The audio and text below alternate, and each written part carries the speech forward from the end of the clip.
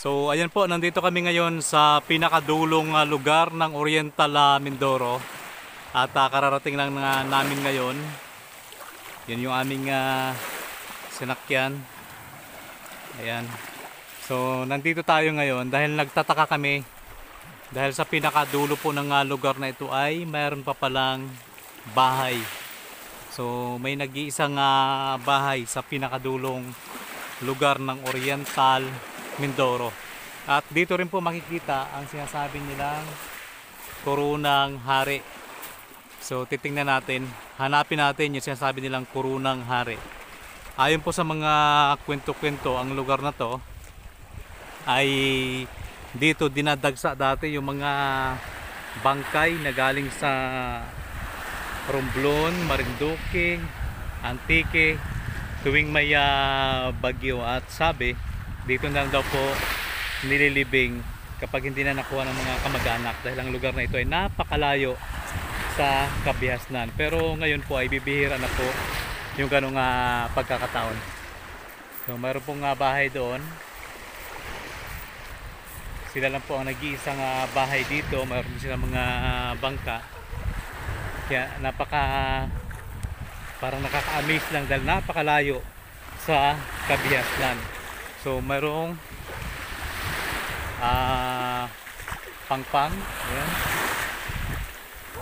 Ayan. Ito po yung sinasabi nila na Kurunang Hari. Sa tingin mo yun, ba't tinawag nilang Kurunang Hari yan? Dahil hugis Kuruna. Ha? Dahil hugis Kuruna. Hugis Kuruna. So kung titingnan natin, oh, ayan. Pero sa akin, kung ako ang titingin dyan, para siyang ulo ng tao na may buhok. Ayun. Kasi yung mga punong kahoy ay sumibol doon sa may taas ng bato. Ayun po. Para siyang tao na nakaharap sa dagat. Tapos yun yung buhok niya, yung mga kahoy na yan. Tapos ayun yung ulo niya. Meron ding mukha, mayroong ilong, tsaka mata. Ayan, kaya tinawag siguro na Kurunang Hari. So dito naman ay panay gubat na yan dyan. Ayan. So tingnan natin dito yon. Ano na? Ito. Ang pinatong na itong bato na to. Oo. So kung titingnan mo yung bato na yan, parang ginawa pinatong, pero yan po ay napaka natural. So napakalayo po nito sa mismong bayan ng Bulalakaw, dahil mula siguro sa bayan ng Bulalakaw mga 5 oras bago marating yung lugar na to. Kaya kapag malakas yung alon, wala talaga may nakakarating dito. So ito na yung bato na hugis tao.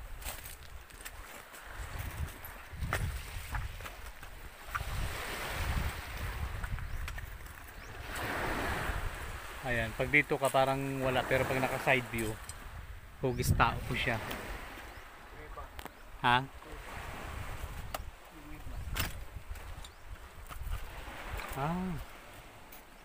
Oh. So pwede magtago dito. So mayroong mga maliliit na kuweba dito. Pwede kang magtago dito kung mayroon kang tinataguan. Kaya lang, pero nakakatakot din, oh. Baka sa taas may mga snake. So ayun na yung buhok ko. Ano yan? Sigurado yan. May mga butas eh. Yan nga. Ayan na yung buhok ng sinasabi nilang Kurunang Hari. Ito yung sinasabi nilang Kurunang Hari. Kasi nung unang panahon daw ay mayroon ditong palasyo. Tapos pinag-aagawan nila yung korona. Hanggang sa ang nangyari, naging bato sila. Hindi pala Kurunang Hari. Oo, isinumpa sila ng mga engkanto. Dito, ano meron dito? Lagusan. Punta doon. So nandito kami sa itaas ng mga bato. Hindi rin siya nakakatakot kasi Hindi siya mahirap akyatin eh. Hindi katulad doon sa mga ibang naakyat natin na medyo nakakatakot. Ay, taas lang pala to dito. So ayan oh. Talong. Ayos no, dito puro gubat. Ayan.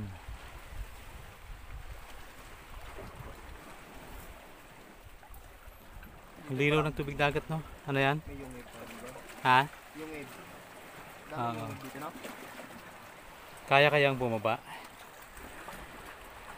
So try namin na ipakita yung ibaba. Bababa kami tapos ipakita natin yung ilalim ng kabatuhan na ito dahil ngayon nasa itaas kami.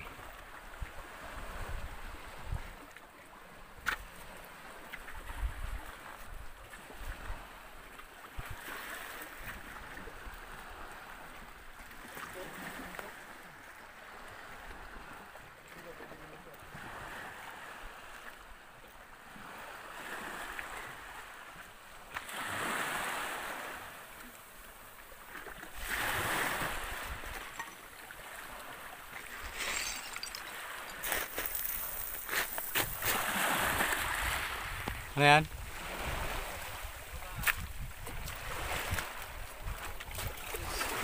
Hindi ko lang ma-imagine kung ano yung ginagawa nila dito kapag malakas yung alon, kapag amihan. Medyo malalim ang tubig. Pero kailangan natin magpabasa para may pakita natin dito. Lalim. Ha? Ay mahirap sa akin eh, may dala ko eh. Kaya kailangan ko dito. Magbaba na, aray ko. Malakas yung alon.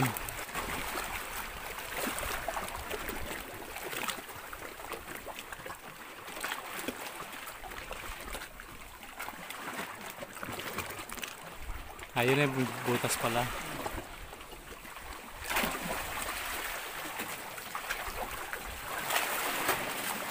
So dati daw, ayon sa mga kwento-kwento, kapag may mga naaanod daw ng mga bangkay dito, ayan, pumapasok lang daw sa mga butas-butas. Tapos kinakain na lang ng mga aso kasi nga hindi na nakukuha ng mga kamag-anak dahil wala nang nakakapunta sa lugar na to. So, doon tayo galing kanina sa taas.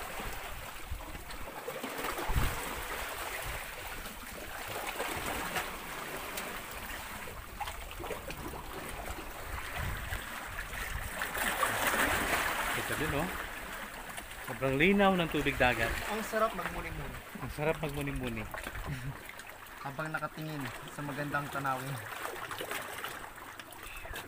Sarap ng buhay ko.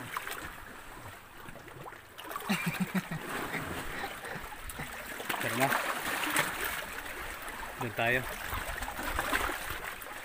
Maraming salamat nga pala ha, dahil tayo ngayon ay nasa 70 subscribers na po. Maraming salamat sa mga organic viewers, organic subscribers, sa mga nagpapadala po ng super thanks. Thank you so much. Sa mga patuloy na tumatangkilik sa Mindoro Biners TV page, maraming salamat po. Sana po hindi kayo magsawang sumuporta sa amin.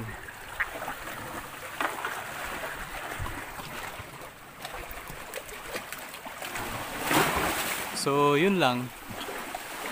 Buwan lang sila. Hindi mo lang dito, no? Isang bahay lang dito, tapos mayroon din silang mga bangka, pero walang tao dito ngayon.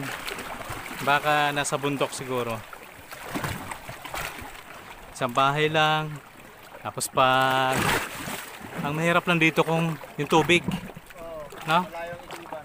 Walang tubig sa lugar na to eh. Malayo po yung Igiban. Ito na po yung pinakadulong lugar ng Oriental Mindoro. So ayan po ang kurunang hari na sinasabi nila na may buhok. Tapos yun naman parang pinatong na bato. Pansin niyo yung kanyang, yung Parang bulaklak, parang Ah. sa kanya niya nakalagay. Oo. Parang hikaw. Oo. Ayan.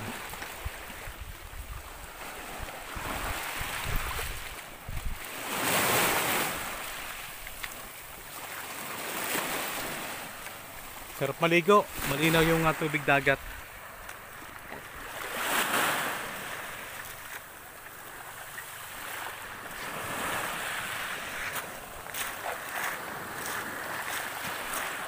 Puting-puti yung mga buhangin. Tapos doon, maganda din po yung rock formation.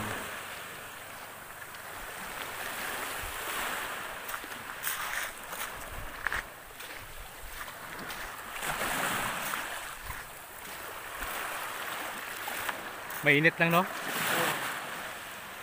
Ano na eh. Last gis na. Kaya nga, alas 10 ng umaga.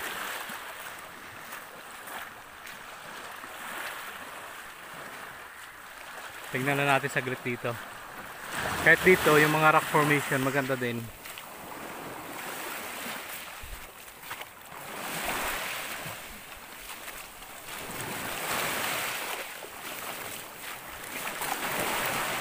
Kulay gold yung bato. Yan.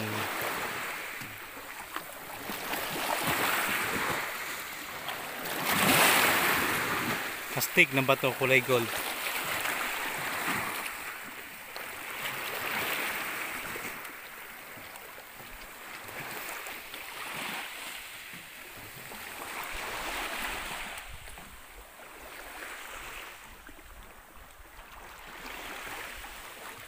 So yun po, maraming salamat sa pagsama niyo po sa amin at sa mga bago pa lamang dito po sa ating YouTube channel. Huwag niyo pong kalimutang mag-subscribe at pakipindot na rin po ng bell button para lagi po kayong updated sa mga kakaibang video na atin pong ina-upload bawat araw.